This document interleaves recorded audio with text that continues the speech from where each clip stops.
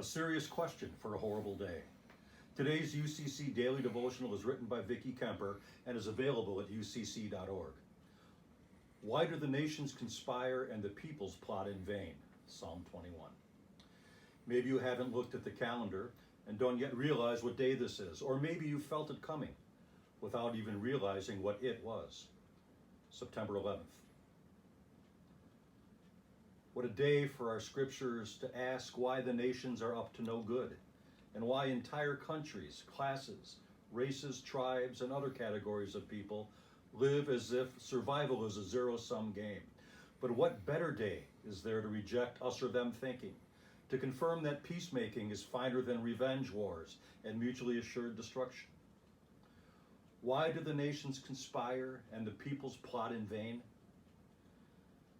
In the realm of God, this is not a rhetorical question. It is instead both an expression of God's anguish and a reminder that it doesn't have to be this way. It is an invitation to repent of our divisive ways, cooperate instead of conspire, and find our security in the God of many names and no borders, who laid down all power and every weapon that we might live. Now, this is not to minimize the terror and loss of that day 18 years ago. Whose heart doesn't ache with the memory of that impossibly blue sky? Whose knees don't buckle at the recollection of those mighty twin towers reduced to rubble?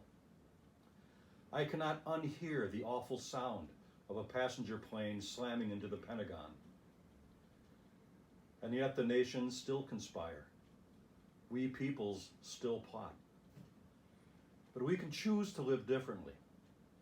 On this day of all days, let us recommit ourselves to nonviolence and holy interdependence.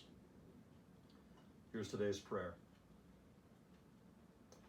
God of all, we grieve every life snuffed out on that day and in the years of war since then. Comfort all who mourn and forgive us our vain plotting. Lead us in ways of peace. Amen.